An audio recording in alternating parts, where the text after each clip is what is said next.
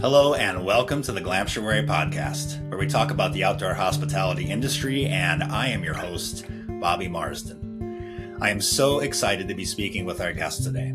Her name is Sarah Dusek, and she was the founder of Under Canvas, which launched in 2009 with just a few safari tents. She sold Under Canvas in 2018 for a reported $100 million price tag. During her tenure at Under Canvas, Sarah helped to establish the glamping industry as we know it today, and she continues to be a leader in conservation efforts around the world. Since leaving Under Canvas, Sarah partnered with an investment firm called Enygma Ventures. That fund is designed to support female entrepreneurs who are looking to build scalable businesses in Africa that significantly impact people and the planet. Sarah also launched a new outdoor hospitality destination called Few and Far, located in Luvhondo, South Africa. Sarah invites her guests to explore 100,000 hectares of land through the eyes of a safari enthusiast, conservationist, and nature lover. In this episode, we learn about Sarah's journey, starting with her launch and exit of Under Canvas. We also talk about the current state of the outdoor hospitality industry and what it truly means to be a conservationist. Sarah also walks us through what it's like to visit Few and Far, and how the outdoor hospitality industry can lead the way in eco-friendly travel practices. Without further ado, sit back, relax, and enjoy episode 2 of season 5 of the Glamptuary podcast.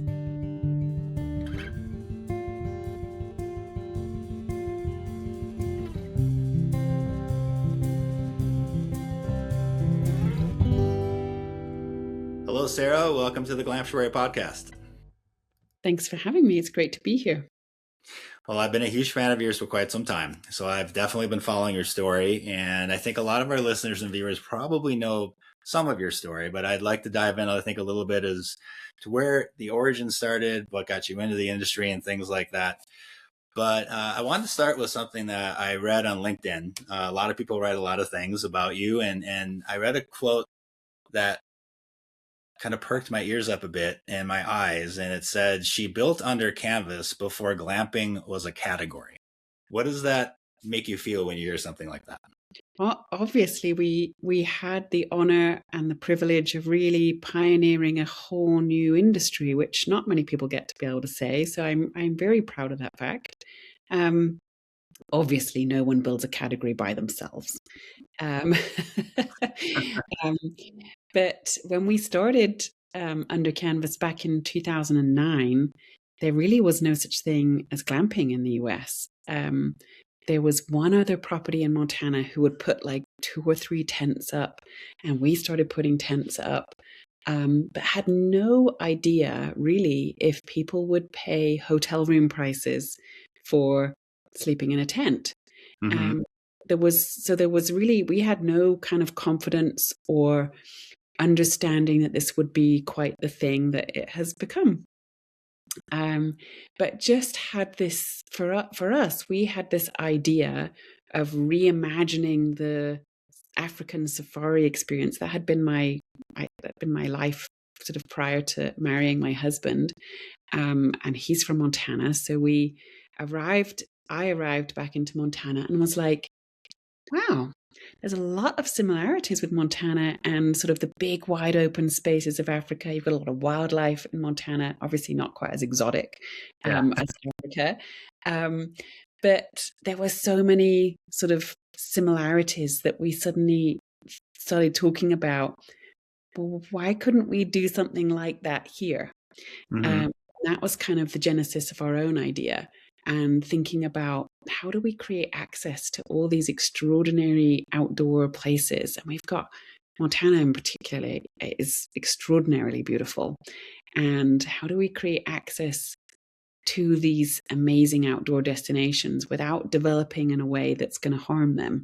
Mm-hmm. And it kind of sparked this low footprint experiential type lodging idea that became a thing. Is it most definitely a thing? It definitely is a thing. I'm curious, when you say you've experienced this growing up in Africa and outside the US, and glamping really wasn't a word even really until kind of like the mid 2000s. What was it called when you were growing up with it? Well, my first job out of college, I grew up in the UK, And my first job out of college was in Zimbabwe, in Africa. And really that experience was called being on safari. That's the African term for sort of being out in the bush, and you go on safari. And the word safari means to be on a journey, but it's become synonymous with this idea of being in the wilderness, but being in plush accommodations effectively. But you're right, the glamping word sort of originated in that sort of early 2000s time. It predated our efforts. And there was more sort of traditional glamping, as it was sort of known in Europe at that time than there was in the US. But yeah, I mean, obviously that people love that word, hate that word. How do you feel about it? I don't mind it. I mean, I think the whole idea of glamorous camping, which was kind of the origination of that word. Mm-hmm. I like the word luxury camping better than glamorous camping. Glamorous sounds, to me at least, a little like glitzy, like trying to bring some glitz. And I don't know that glamping's very glitzy. I think most of our glamping expressions, whichever brand or whichever company you stay with, there's not a lot of glitz, but there's a lot of authenticity. There's a lot of local. There's a lot of sustainability. I mean, this industry also has been very much grounded in a very sustainable, earthy but comfortable, clean. We see nice, clean, natural, authentic aesthetics, and so glitzy is not necessarily, glamorous is not necessarily the right connection for me. But it gave everybody a sense of, oh, this is upscale. This is not camping as we know it. So the word has done its job over time. Yeah, I agree. I mean, when I think of glamour, I think of paparazzi, red carpet. Me too. Me too. And this really isn't that. This really isn't at all. But it is designed to be sort of upscale, comfortable, and creating beautiful experiences in outdoor destinations. Yeah, I think I've kind of moved into a way I approach it where I'm more focused on the structure when it comes to glamping, and I think the rest of it is hospitality. Yeah. And so for me, a lot of times when I write about it, I'm really just focused on the structures, and that's a good segue into what you did with Under Canvas. So it really seems like you had a very specific idea and design and aesthetic for what you wanted Under Canvas to be. It was very recognizable very quickly, which is the safari tent. Was that your original concept? And maybe walk us through a little bit of, like, you founded the company, you had an idea, it grew into destinations, but I don't think that was exactly what you were doing at the onset, right? No, it wasn't originally. It took us a couple of iterations before Under Canvas became the Under Canvas that it is today, and it took us a few years. But you're right, the tents we used, because we were wanting to recreate the African safari experience, using safari tents made the most sense for us. So that was sort of the inspiration, and then together with sort of taking the sort of the traditionally used Montana wall tent, and sort of creating a hybrid of those two things, really, but thinking about sort of old school colonial style safari experiences was kind of how we imagined it at the beginning. But initially our tents didn't have bathrooms in them. They were more basic than they are now. So they went through sort of a myriad of iterations in their design over time. I think by the time I left the company, we'd had at least 7 or 8 iterations of the same tent. And of course, various other tents too. We designed a whole variety of different kinds of tents. But yeah, I can't take really credit for any of that. My husband was our designer and helped sort of craft the look of what Under Canvas tents would look like. Well, that's really cool that you got to launch the business with your husband. I mean, what was that like? It's a lot nicer now than it was at the very beginning, I'll say that. It was really interesting because my husband's family were farmers, so it was a very natural concept to him that his parents had modeled this working relationship together. His parents were both farmers; they had sort of different roles, but in the family business together, working hard alongside each other. And when I married my husband, he kind of just assumed we would do the same, even though we were not planning on farming. So he had a very clear idea of what it would look like long before I did. And it definitely took me a few years to catch up to the idea that this was going to be fine. And it took us a while to figure out our own sort of strengths and gifts and how they worked together. My husband and I actually have very, very different skill sets from each other, almost identically opposite. And so it took us some time to figure out, but we found our own sort of groove with, actually, I'm good at these things and you're good at these things, and actually together we make a good team. So definitely not without its challenges in the beginning, though, for sure, and a lot of resistance on my part, because I found it hard to imagine working with my spouse. But thankfully, my husband persevered and pushed us through to the other side, and we have formed a great partnership over the years. Well, it sounds like a great partnership, especially with complementary skill sets. But I also have to imagine it was probably quite scary venturing into a category, like you mentioned, that really didn't exist. Yeah. That wasn't the playbook.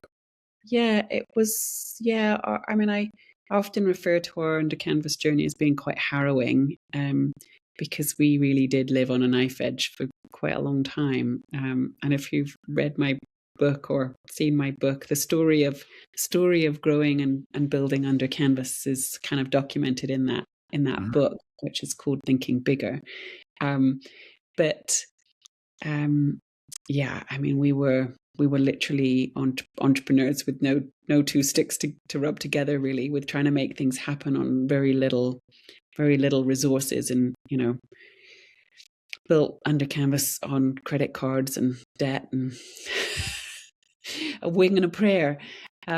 So it was a very scary, challenging, fraught many years, and even when we were quite big, we didn't take outside capital for about 7 years. So it was a long time sort of growing and scaling the company with sort of very little buffer zone in anything. So yeah, it was tough. Well, I think any entrepreneur venture is, and I think what I've often found is that the people that persevere and just continue to pivot, you can push through walls, and eventually it sounds like you got to a point where you could seek funding. What was that process like? Because I think still at that time you were seeking funding, again, for a category that really wasn't established. So I have to imagine it was kind of education. Yeah, and people at that time, we were not sort of so many years away from the dot-com boom and bust, right? Mm-hmm. So people were still very much thinking about investing as a category of tech. Everybody really obsessed still with tech. And I can't tell you how many times people told me, "Oh, this isn't tech, so it's not investable." So the whole idea of investing in our kind of business was just really kind of off the table. So it was very challenging and very disheartening. But one of the good things that came out of that was, and people ask me all the time, obviously, about how do you get funded? How do you make this happen? And I don't know that it's any easier today than it really was when I was trying, 15 years ago now. It's still very difficult space to fund. But one of the things that helped us, and I having worked with enough other businesses now to know that a lack of resources forces creativity, and it really kind of sifts the wheat from the chaff, if you like. Mm-hmm. Because you have to be really dedicated and determined if you are going to pull a business off without someone writing you a big fat check, right? Mm-hmm. And so, that's the struggle is real.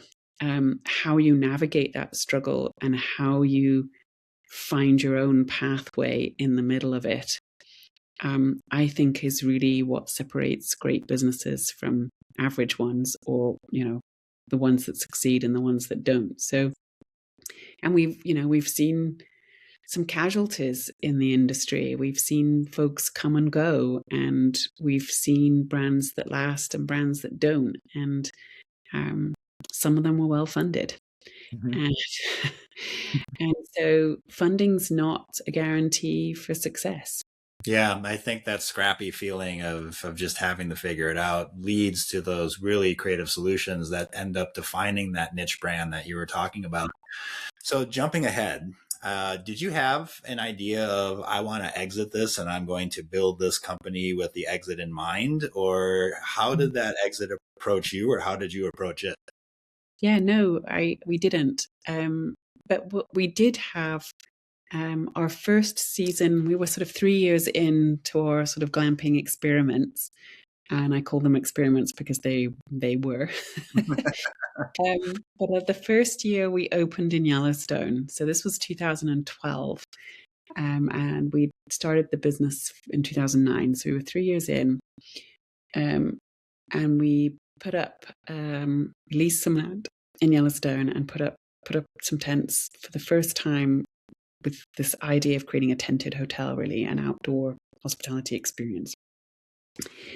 And I remember that summer, I mean, lots of crazy things happened that summer. But I remember one afternoon sitting, we had a little camper that we lived on site. And I remember one afternoon sitting on my bed in my camper, and I was taking half an hour to myself, and I was just journaling. And I remember realizing, oh, we could not just have one camp outside of one national park. Actually, we could put these kind of camps outside every national park across the country. And it was the first time I really started to think about any kind of scale for the business, and any kind of, oh, there's more than just doing what we're doing now. And and remember, we weren't doing what we were doing then very well, and the product wasn't great. It was sort of like version one. And I didn't have a hospitality background, so I really didn't know how to run a hotel. So it was all much, it was all kind of a chaotic kind of mess. But I remember having that thought that said, I think we could build something really quite big. I think we could create something really quite extraordinary, and that maybe this is the way to do it: create tented hotels outside of national parks. So we didn't set out to build a business to sell. We set out to build a great business, and a business that would be impactful, that would drive change, and that could bring something new that would be useful to the world. That's probably what led to the success and the eventual exit, is you weren't building it to exit. You were building it to be the best thing it could possibly be. When the exit, or I guess let me ask this, did you have multiple offers leading up to the one you eventually took? And then if that was the case, what was it about that final offer that just made sense for you? Yeah, well, we didn't go out to sell. We went out to raise more money. So I had raised capital the year before, and did my job and utilized it and grew the business. And I think we opened 3 new camps with the capital I had raised. So I needed to go raise more if we were going to keep growing and keep doing more and keep executing on the vision. And ended up with several different offers that were of various different shapes and sizes. And one offer that wanted to acquire the business, and that was unexpected. And after a decade of building and being on a knife edge financially, my husband and I both felt like, well, we would be crazy to turn it down. But we were expecting to continue to stay with the business for a while longer and continue to grow it. So it seemed like a natural extension of of where we were at, that it made sense at the time.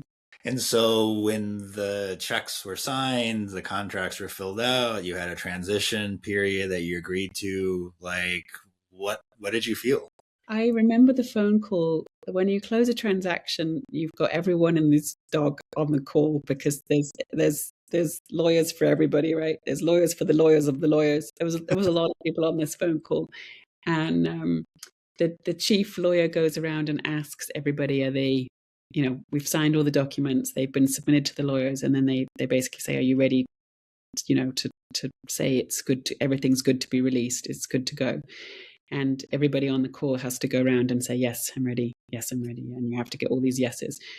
And by the time they got to, I think I was last. I think I was the last person. But I could barely get my words out. But I said my yes, it's good.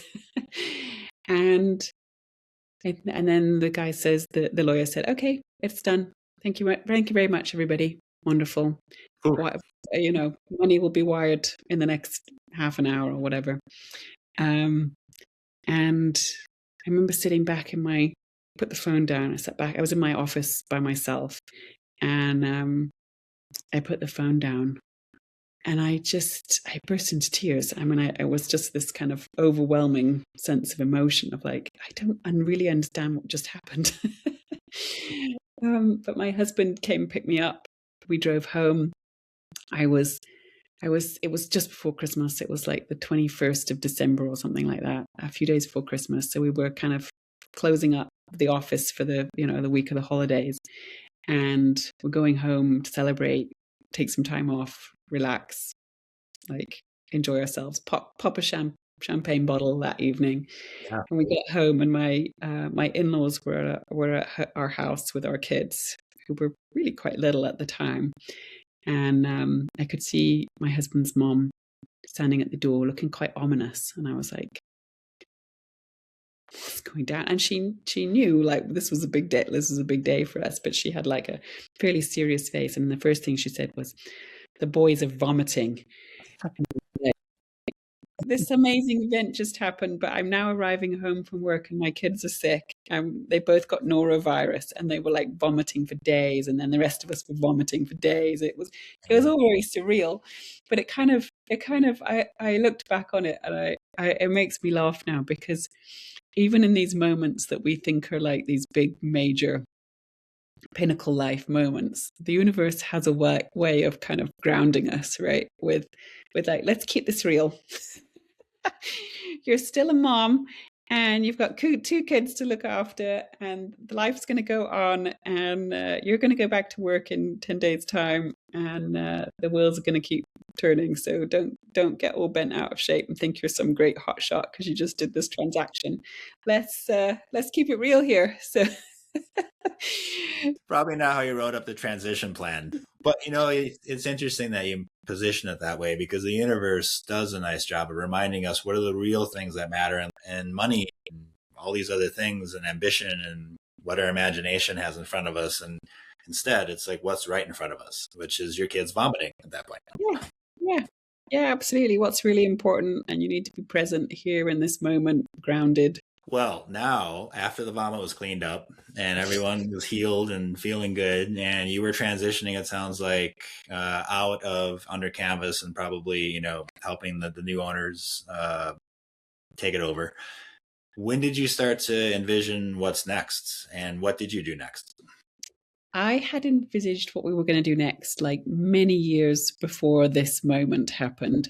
And it happened because of the struggle of raising capital, and because of the way what I discovered about the venture capital industry. And as a female founder, what I realized was the universe is not terribly friendly towards female founders, and certainly it's pretty darn difficult for women to get funded to grow and scale their businesses. So I had a particular incident that happened the first time we went out to raise institutional money, actually. So we were about 7 years in on our journey, and I we, after about 18 months of knocking on doors and getting a lot of no's and a lot of "you're not tech" and a lot of, just "this isn't a thing," no, no, no, no, no, no. I finally found someone who liked hospitality, and they had a vision. They could catch on to the idea that maybe this was going to be a thing. And we secured a $7 million term sheet, which was a ginormous deal. And but I realized as we were going through the diligence process to try and close that transaction, I realized the guy who I was dealing with from this particular fund was just a bully. I mean, it was awful. And I would go to them thinking, "You're going to support me and help me and, help me grow this business. And I've got these problems to solve, and I'm going to need your support and your expertise. And, I haven't done this before, and you guys know more about growing and scaling businesses than I do." And, I went to them, expecting help and partnership. Yeah, I know, novel. And did not get that. Got a tirade of abuse and found myself sort of being threatened on a daily basis, and suddenly realized, what am I doing? Like why would I allow this into my universe? And of course, the other part of my head is saying, because you need the money. You've got a massive payroll to pay, and how are you going to pay it if you don't bring in more capital? So it was a real challenge, but I eventually pulled the plug before we closed the transaction, before we did the deal. And I basically said to them, we're not good fit for each other. And I realized, if I'm being treated the way I'm being treated before we've even done a deal, it's not going to get any better after we've done a deal. So we pulled the plug. But that whole scenario made me think, it shouldn't be this hard for women to raise money. Yeah. I shouldn't have to have this combative, nasty, do or die, kill or be killed kind of approach to doing business. And it really deeply offended me. And I kind of, Jake and I kind of made a decision in our own minds that basically we said, if we ever build a business and we sell it for any significant amount of money, we'll start a fund to invest in other entrepreneurs, and particularly focus on female entrepreneurs. So we already had in mind, this was probably 3 or 4 years earlier, we'd kind of decided in our own heads, we'll become investors, and we'll start investing in other businesses and helping them grow and scale and be the kind of partners we'd wished we had. Yeah, well, that's wonderful. What was that like, sitting on the other side of the desk? So you'd been on the pitch side for so long. Now you're being pitched. What's that like? I actually found it really hard because I think I'm not a grandparent. My kids are still teenagers, but I imagine it being a bit like being a grandparent, when you get to sit on the other side of the table and you've had all this experience, but now you get to give advice and you don't get to raise the child yourself. You get to look after the child a little bit, you get to nurture the child a little bit, you get to be fun, you get to give advice to your kids about how they should raise their kids, but at the end of the day, you have to stand back and let go and watch someone else raise their kids. Yeah. And that's kind of what being an investor is, in that you can give all the advice in the universe and you can share your opinions, but at the end of the day, someone else has to raise the baby. So they get to do what they think, and you don't have a lot of control, and you don't have a lot of say. So I found that hard. I think as being an entrepreneur, entrepreneurs like to think they know everything, right? And you're used to getting your hands dirty, and you're used to making things happen yourself. So it's quite hard to stand on the sidelines and cheer other people on. Yeah, well, that's a great analogy. I've actually never heard it put that way about grandparents. And maybe is that what led you then to say, you know what, I want to get my hands dirty again? Yeah, it really was just a realization of, whilst I love championing and supporting other women to help grow and scale their businesses, I really love being in the ring. I really love making things happen. I love the creative spark that being an entrepreneur, the genesis of, having an idea and bringing it to life and building a team and making things happen. And it's exciting stuff. Yeah, well, in this time you had a little bit deeper pockets, so you maybe had a little bit more freedom to take some risks and things. And from what I can see from the outside looking in at Few and Far, obviously the structures are much more evolved than an under canvas tent. Mm-hmm. Not that it's a good or bad thing; they're just much more Just elaborate, and it's a different location now. You're international. Mhm. Why did you choose Africa? Like, did you contemplate trying to do something again in the US and decided, okay, that's maybe not going to work? Like, what was your decision process there? No, we moved to South Africa to start our fund, Enygma Ventures, and we were focusing on supporting women entrepreneurs in Africa. Okay. So we moved down to South Africa in 2019, and not thinking about doing more hospitality, um, but discovered land about halfway through COVID, actually, about 2021. Which we were just imagining would be our own little boat hole in the wilderness that we would escape to and have fun with our kids and enjoy. So we kind of fell back into it sort of headlong, with just based on where we were, what we had discovered, and realized we kind of inadvertently discovered 100,000 hectares of extraordinary wilderness and biodiversity that wasn't under any kind of protections. And realized there was an opportunity to do something again and be regenerative, impact conservation, drive more biodiversity, protect existing biodiversity, and create our sort of next iteration of imagined travel experiences. So it kind of evolved in line with where we were and what we were doing, and helped us kind of reimagine what our next version of a travel/climate company, because that's how I think of us now. We're a travel and climate company, and how we might evolve that. Yeah, travel for good. I love that slogan. I think it applies to Few and Far.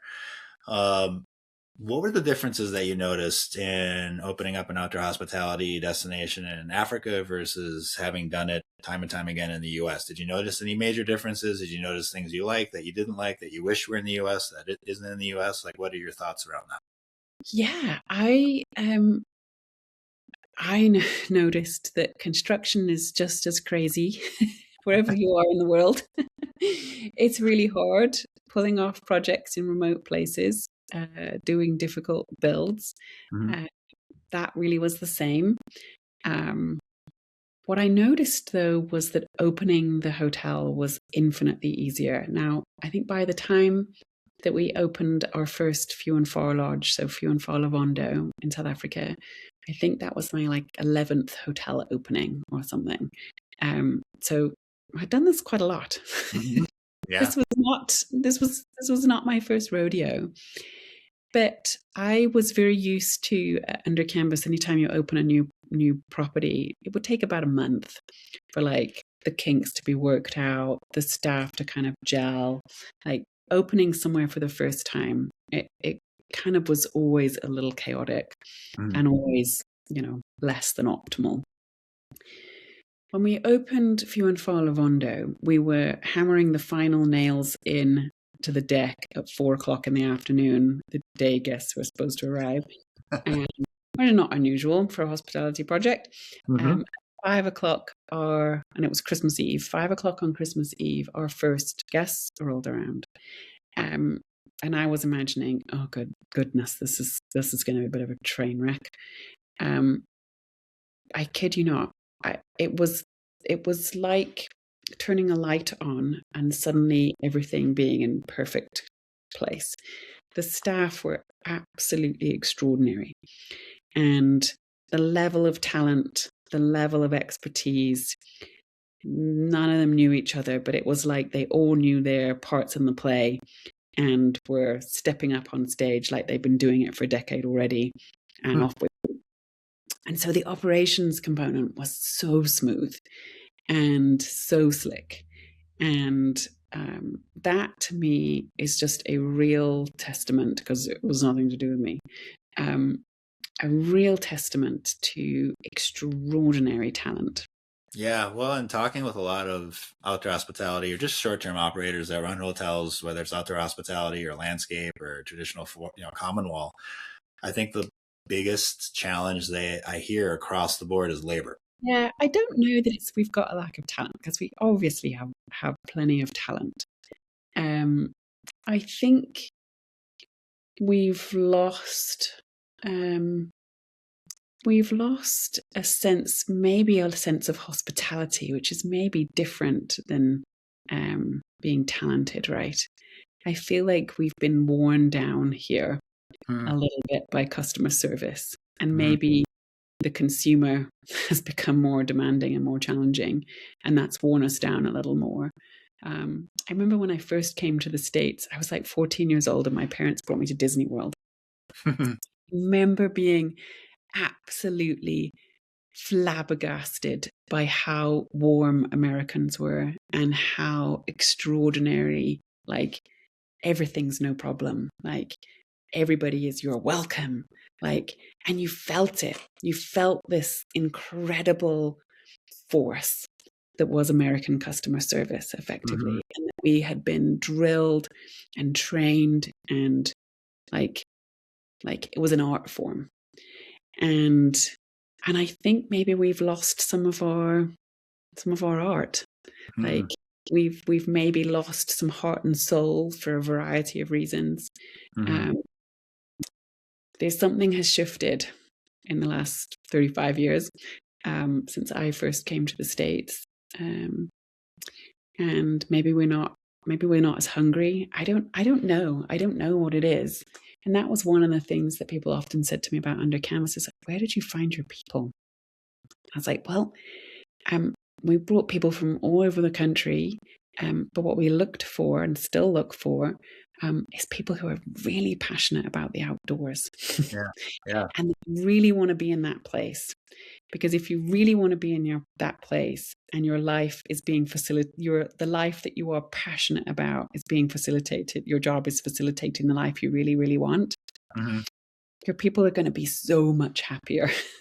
Yeah. and really care. And that's really the heart of hospitality, right? It's really caring, is really being excited about doing the work. And hospitality is hard work. People are hard work. And you've got to love it. And I think it helps to love the life that it's creating for you. Yeah. It's been an interesting journey for me, having sort of worked with folks all over the place and looking for that spark, and looking for people who are absolutely passionate about this space and serving others and creating extraordinary memories and moments for people. Yeah, well, it even looks like at Few and Far, you've taken it even a few steps further, because you have conservation efforts, you're eco-friendly, and it even goes probably beyond that into the community that you support around Few and Far. Talk a little bit about those practices, because when I've spoken with other operators outside of the US, they say conservation efforts are first and foremost. And then in the US, it almost kind of takes a back seat, or people greenwash it a little bit. I'd love to hear what you've been able to do at Few and Far to extend that.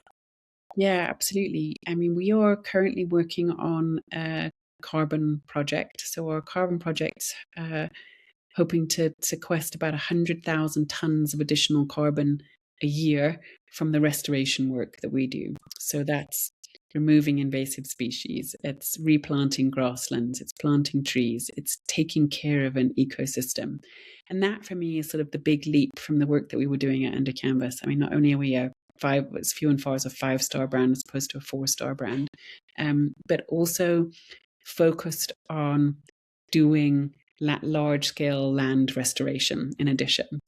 At Under Canvas, we always thought about sort of effectively doing no harm, being a sustainable business and creating access to wild places. But now we're looking at preserving and protecting large ecosystems and using hospitality as a piece of the pie for helping engage those efforts and anchoring those efforts for taking care of large scale conservation areas. Well, it's wonderful to know that your guests probably take a lot of pride and that they know their dollars or whatever the currency is that's being used will go towards those conservation efforts. They really are traveling for good, traveling for a purpose. And for those guests, in addition to their dollars being put to good use, like what kinds of things could people expect to do when they come to Few and Far? Like, what's it like to stay there? What are the experiences that they can do? Yeah, that's a great question. So obviously we have an inordinate amount of wildlife. So guests can see almost all the amazing African animals that you can imagine, and those you can't even imagine. Guests can hike. We can climb through gorges and sit and watch rhino and have lunch while you watch the rhino after an amazing hike through gorges. We can swim in waterfalls. We can climb mountains. We can bike. We can sleep out under the stars. We can join our conservation teams and get our hands dirty and join some of our efforts to replant, to remove invasive species. We can do some of our citizen science projects that contribute to the work that our PhD students are doing on the reserve. We can learn about the extraordinary amount of butterflies that we have in this area. We can see endangered Samango monkey troops that exist nowhere else in the world.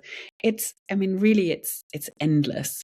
But if you love being active at all in any way, and this was kind of like, again, reimagining the safari experience with thinking, the traditional safari experience has you in a vehicle twice a day, going out to see amazing wildlife. We want to get our guests out on foot. We want them tracking and walking with giraffe. We want them tracking leopard on foot. We want our guests to be active and immersed in the bush and feel it and sense it and enjoy it up close and personal. So it's a much more active safari than a traditional safari set in an extraordinarily beautiful setting. That sounds amazing. And that's the way I like to vacation. I like to engage myself, and nothing against, checking out by a pool, staring at the sun for a while. And sometimes that's fun too. I know I gravitate towards more of the active, engaging, learning, almost like you're tired at the end of the vacation because you've engaged yourself so much. But that's the reward, I think, that I take away from the kind of experience that sounds like you built at Few and Far. Yeah. I mean, it's a bit like having your own private piece of wilderness to explore, and because there's so few people there, you feel like you're maybe the first person to go here, or to be able to see this thing. We had guests. I was just on site a few weeks ago, and we had guests, and I saw something I'd never seen before, and I've been there a million times. And we had a small group of American guests who stumbled across a ginormous python eating an impala. An impala is like a small deer. Yeah. And it had coiled itself around it and strangled it to death. And we could all stand there and watch this extraordinary feat of nature from a safe distance. But and every time you are out in the bush, there's the possibility of seeing something extraordinary. Yeah, that sounds fantastic. Well, what kinds of things, as looking forward, what kinds of things do you hope that this industry that's still taking shape, it's still being formed, it's still being influenced? I think it's still trying to figure out what it is, to be honest. What do you hope happens, whether it's abroad, in the US, or just globally? Like, what are you hoping that this industry can do for not only the entrepreneurs that are powering it, but also the consumers and customers that are experiencing it? I hope the same thing that I've always hoped, and that I've spoken about so many times to the industry as a whole, is this sense of, I feel like we have a responsibility to our planet in particular.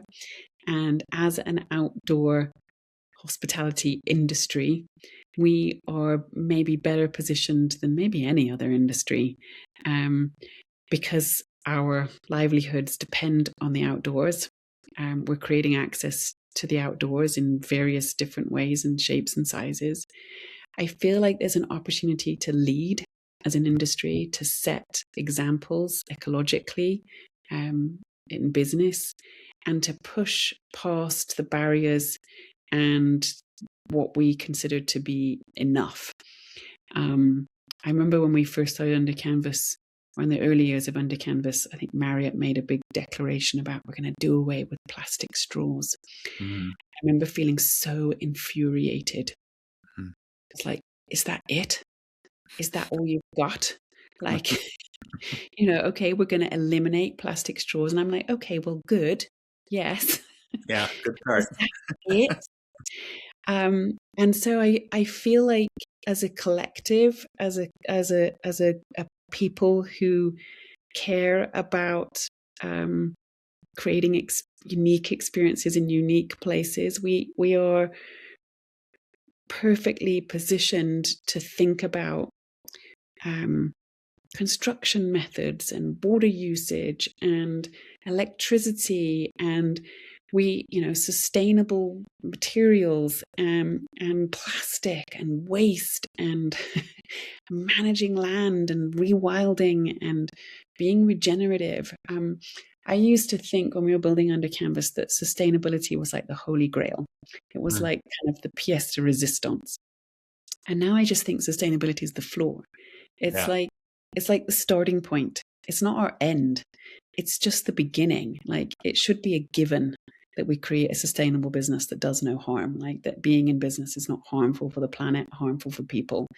That should be our starting point. And sadly, it's still seen as the finish point. And so I feel like there's an opportunity to keep pushing the boundaries of what's normal. This is my continued hope for the industry. This is my continued desire for us, is to let's keep pushing the ecological boundaries. Let's keep pushing the impact boundaries. Let's be seen as an asset in our communities. And, we've seen a lot over the years where it's become harder and harder to get permitting for glamping organizations. But what if glamping was seen as an asset to a community? That not only do we bring jobs, but we also bring benefits to small communities, and that we start being an industry that impacts small towns, rural areas, creates ecological impact, that we start to be regenerative, that wherever we go, wherever we set up, we make an impact, we make a difference. And that's really my hope, that enough of us would realize that being in business alone is not, for the sake of being in business, it's not, there's plenty of easy ways to make money. It's not an easy way to make money.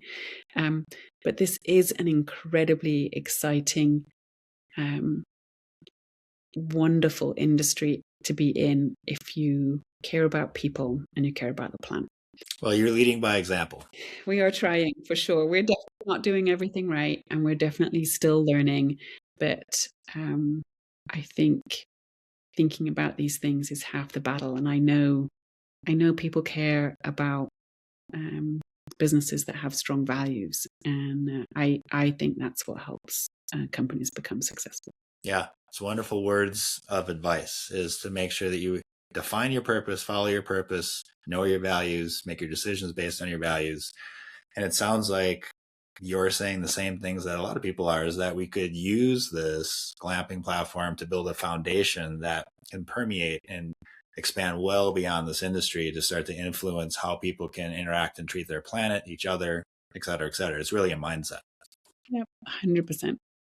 Well, thank you so much for coming on the show, Sarah. Keep up the awesome work that you're doing. I hope someday I can get down to South Africa to visit this property. Come and see us. Maybe we'll see a python eating an impala. Who knows? Who knows? You'll never know what you might see. Expect the unexpected. Yeah. Exactly. Thank you so much, Sarah. I'll let you get back to it, and hopefully I will see you down the road. Sounds good. Thanks so much, Bobby. I want to thank Sarah again for taking the time to speak with us today, and also for being a thoughtful and empathetic leader in the outdoor hospitality industry. She's a true steward of the land and an inspiration for all entrepreneurs, regardless of industry. If you'd like to learn more about Sarah and her African safari destination Few and Far, you can do so at her website, which is www.fewandfarluvhondo.com. That is www.fewandfarluvhondo.com. And if you like what you've heard today and want more, you can visit our website, which is www.glamptuary.com. That is www.glamptuary.com. You can find all our past podcast episodes there, and you can also subscribe to receive all of our podcasts and blog posts moving forward. And you can also follow us on social. Instagram and YouTube handles are @Glamptuary. Thank you all for listening in and following along, and for supporting efforts to keep our planet healthy. We'll see you down the path, and until we do, safe travels and namaste.